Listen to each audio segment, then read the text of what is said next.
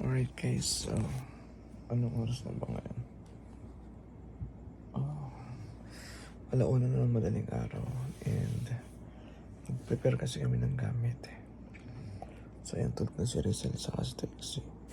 So sinasamahan kasi kami ni Trixie dito matulog dahil nabuntis si Rizal. Anyway guys, prepare na kami ng gamit kasi bukas i-admit na si Rizal ng hapon. So 39 weeks, mag 40 weeks na siya. Hindi pa din may hilab. So no choice. Sabi ni doktora, biyakin na natin. Kasi baka mapupo pa si baby, di ba? And meron kasi siyang cord loop na isa. So nag-worry na din kami. So bukas ng hapon, i-admit na siya sa hospital. And then maybe by Monday, cesarean na siya, no? So excited kami na medyo, syempre, mas gusto niya kasi mag-normal delivery. Pero okay lang. So yun guys, matutulog muna ako, no? Kasi tutulog na yung mga kasama ko. So yan. Alright guys, so yun nga, nag-ayos na kami ngayon. Today is Sunday. So yun, si Rizal. And mamaya pupunta na kami sa hospital, ha? Yung blue na lang. Ha? Ayun. Yun lang. So pupunta na kami sa hospital. Mapa-admit na si Rizal. Kasi hindi talaga. Sumuntalin daw? Hindi, meron na akong dala. So hindi talaga humihilab yung tiyan niya. And walang pag-asa para mag-give birth siya ng normal. So gagawin niya yun. Ano na? Cesarean na. Magsa-cesarean na siya bukas. So dito natin kami yung mga madadala natin.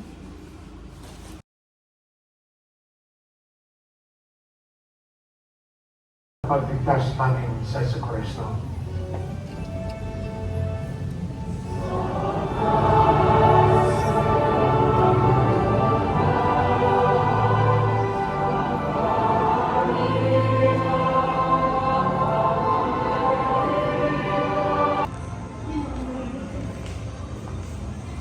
Pagkatapos ng ilang oras ay andito na nga kami sa hospital. Heto nga at nag-fill up na ako at inaayos ang kanyang admission paper. At pagkatapos nga ng ilang saglit, sinakay na siya sa wheelchair at dinala kami sa kanyang kwarto. Gutom ka na? Hindi pa mo. Pero mag-11, ano mo? Pero wala pa tayong instruction, ano? Paano mo? Kaya ba ako hindi? May kumain ka na kasi 11 na, so matutulog na. May mga tinapin naman ng mamaya.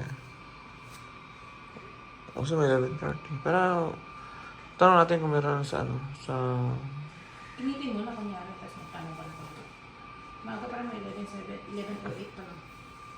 Pwede rin. Tatanong ko na kung kunwari initin kunwari, joke lang. Pwede pong painit ng joke lang dito. Hindi, ibig ko sabihin. Magpapainit ka, tapos sabihin mo. Wala pa kasi doktora, May instruction po kasi doktora. Sabi niya, yay, lalabas na. Kung mo yung pagsipasan, nasa emergency room. Hindi sa emergency, nandun tayo sa isang room.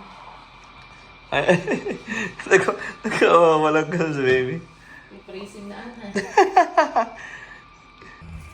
So yun guys, wala unang mahigit na madaling araw ulit. Dito kami sa hospital. Ang serious na natutulog na. At gigising siya ng 2:30 para kumain dahil magpa-fasting na siya ng 3 a.m. And tomorrow, ang time slot niya sa labor room is 8:30 to 9 a.m. So 8 a.m. Dadalhin siya ng labor room. So yun guys, wala na sana maging sumtang lahat. Pero okay lang, may tuwa na naman okay lahat. At tulog siya. Pagod din maghapon naman. So guys, tulog siya rin.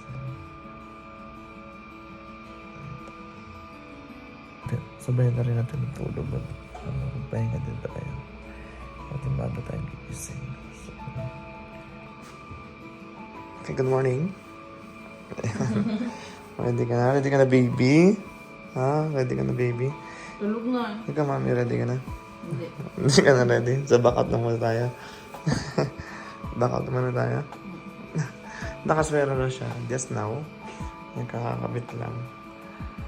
Ano na. Okay. At least hindi ka matagal nag-NPO. I mean, nag-fasting. Gugutom na nga ako. Mamaya hapon ka pa makakain. Ako kayo kaya ako. Napaganda na siya. Nagme-makeup na siya. Lip-tint na. Sa pangit pa.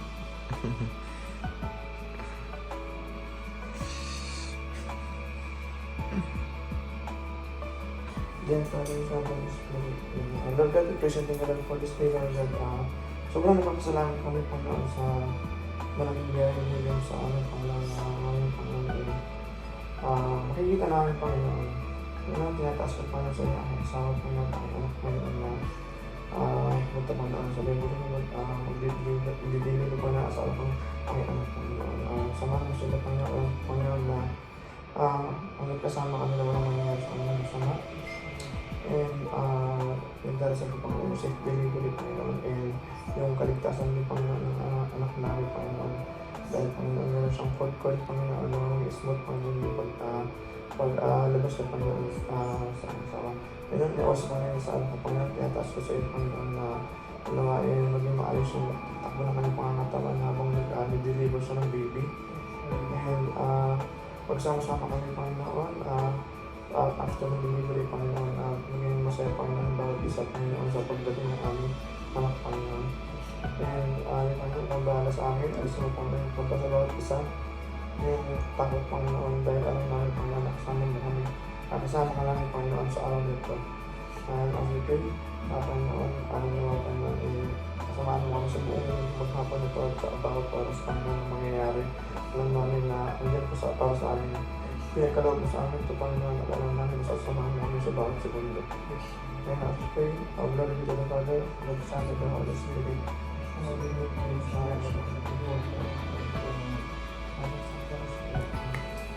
Anong oras ang 8? 8 po. Kaya.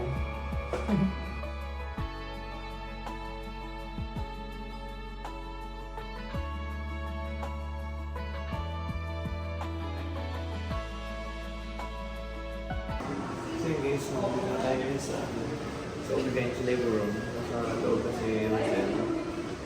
Sa hindi tayo makakapasok ang daming pasyente. Pero anyway, kasi lang namin gawin sa labas. Okay lang, chillax na tayo. Chillax na tayo kasi baka mamaya pag pinila pag yung papel, mamaya ako na spelling. Ano problema? Mag-ayos ka pa sa PSA niya. Ayun ba ako? Nagkakaya niya. Nagkakaya niya rin siya sa aking smooth yan. Smooth.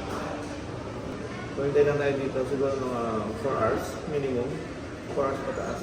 4 hours and 30 Ganun. seconds. Kasi mga 30 minutes na naman yun. Tapos, mga 1 hour. Tapos, mga 3 to 4 hours sa recovery room. Pwede mo.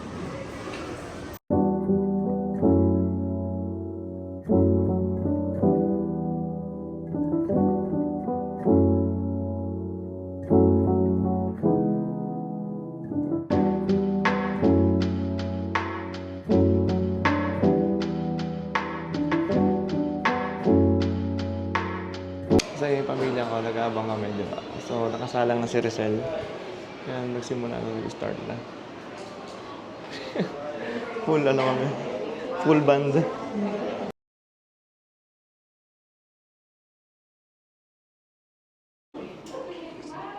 So yun guys. Dito tayo ngayon sa living room. And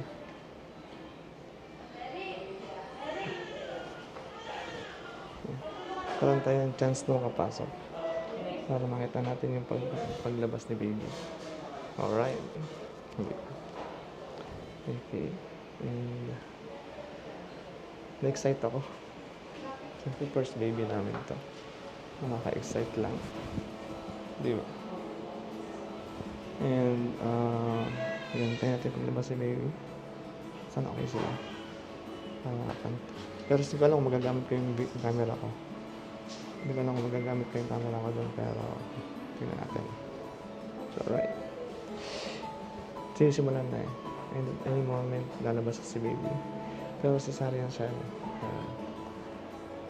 Baby, 10:41. 10:41, baby yan yan. May cold boy, lalaki. Pwede na si Paxi. Baby boy. Okay. Taba. Ha? Taba. Ang puti. Ang puti. Hindi sa Okay ka lang. Gwapo. Okay ka lang. Ha? Good job, good job. Alisin na po natin to. Dapat may mask mo. Okay. Dito na po baby. Inis mo si nanay.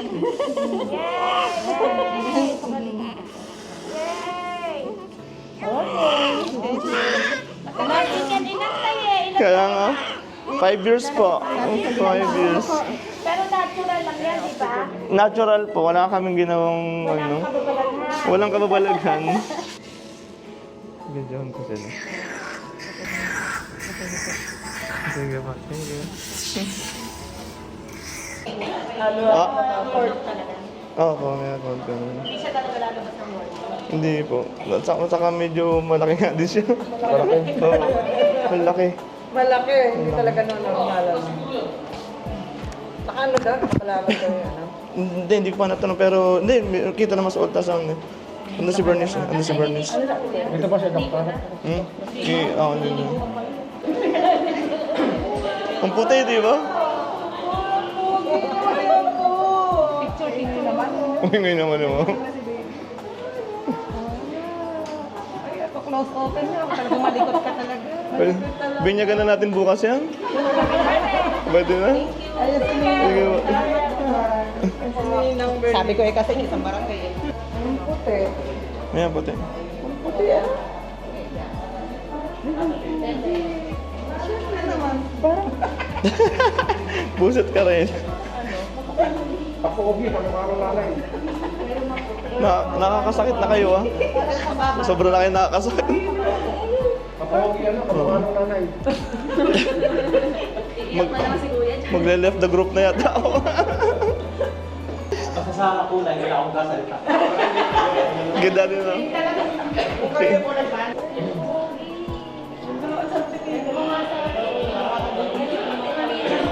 40 weeks. Hindi naman siya malaki for age. Okay? So yun. 3 point ano po? 3.2. Tapos kung wala siya maging concern, basta hindi siya maghinal. So yun guys, nilabas sa Rizal. Ayan. Tapos na yung operation niya. Ayun. 3 oras naman naghintay. 3 hours siya sa recovery room. Kasabay na rin nalalabas yung baby. Kaya okay lang, masaya. Kasama na natin si baby sa room. Alright.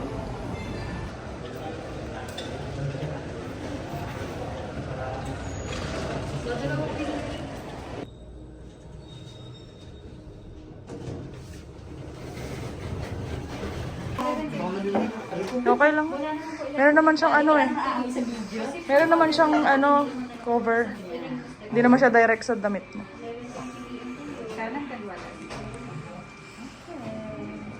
Side na lang. O, Daddy. Yun lang. Tapos, bawal ka munang... Mahilig talaga siya dito kasi nasa tiyan siya, ganyan din siya lagi. Nakagaling. Hindi maganda yung 3D Tapos niya. yung sonda, tatanggalin Tatak mo niya yung mukha niya ganyan. Yun lang. Ah, sa face mask mo. Congrats po sa inyo. Thank you po. Thank you. Ay, yun. Ayun, ang meeting. Sabi niya. Congratulations, Daddy. So, Mami, congratulations din po. May baby boy na kayo. Nagpapa-breastfeed. Be ready lang, Mami, kasi mukhang malakas si baby. Charot. Malakas. Dumedi. Malakas sa Sumupsop. Baby boy. Ha? Makamit na rin siya. Grabe, Daddy. Wala pa isang oras, baby. Tangos ng ilong. Ano naman na yun? Ayan. Macho na. Tan, tan, tan. Gutong laging gutom. Kaya tatayong daddy dito. Si Lolo. Si mama dito niya dito. Gagawin ng gatas. Para ikaw yung anak mo. Lalakad lang. Nalakad lang ako, kaya matagal. Tricycle. Tapos magkano ba tricycle sa'yo? Ay, tugot sa akin. Kasi may dala na siya bulaklak eh. Tricycle na ako nung mula sa inyo. Dumede. Kaya hindi na ako masisiyahan eh. Kaya bilang na ako ng ano eh. The first meal. After sa akin. Tingnan natin kung ano magiging reaction ng body niya. Ano yung frequency na ito? Hindi. Huwag yung kasi din.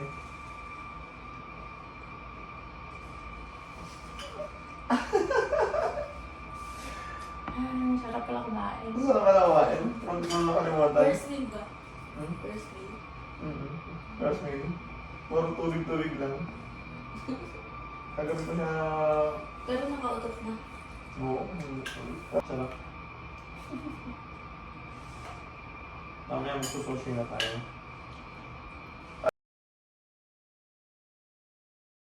So ngayong araw guys, uuwi na tayo. Hindi ako pwede mag-ingay kasi natutulog si baby Elio. So ayan. Okay, nakaayos na yung mga gamit na. Napakadami para kaming nag-stay dito ng ng isang buwan. 3 days na talaga kami dito. So ayan, for discharge na kami. Yan, hintayin na lang namin yung mga ibang instruction. Magbabayad, di ba? And ready to go now. So iuwi na namin si baby Elio sa bahay. Na-excite na kasi yung mga tao doon sa bahay na maghihintay kung na gusto siya makita, di ba? So, kasi iba siyempre sa bahay nila makakapunta. So, gusto nila makita in person si Baby Rain, Elio, na kamukhang-kumukha ng tatay, di ba? Siyempre, saan pa ba magmamana yan? Hindi sang ayan yung nanay. Pero ayan, so kumakain siya ng papaya. Ayan, kasi kailangan niya pumupo pa ng pumupo. Okay, so ibababa ko naman yung mga ibang gamit para mamaya diretso na after kung mag-settle ng bills. Alright? Alright guys, nakabayad na ako ng bill namin. Okay, saya. Okay na kami. And ganito no. So since pauwi na kami, kasi inutusan ko sila Reyna sa si Rona na mag-prepare doon sa bahay namin na para mag-prepare ng surprise para kay Rizal at kay Baby. So ngayon, mukhang nakatapos sila. Kanina nape-pressure sila kasi akala nila makakauwi kami na maaga. Pero ngayon, hihingal ako. Pero ngayon, pauwi na kami. May dadaanan na kami ng konting bibilihin. Pero, ayun. Tingnan natin kung ano yung mga prepare nila rin na doon. Hindi ko pa rin nakikita eh. So, tara, let's punta tayo kay Rizal. Sana. Kaya nga. Dito po kayo baba sa harapan. Ano ba? Sige. So yun guys, pauwi na kami talaga. Nakasaya na ako dito sa van. And andun sila rin sa harapan, baba. So magkikita lang kami sa harapan. Baba sila ng porter. And pauwi na kami yan. So, another surprise. Ayan, welcome home para kay Mami Rizal. Welcome back home. Tapos, welcome home kay Baby Rain Alayo. So, ayan. Kinikilig ako.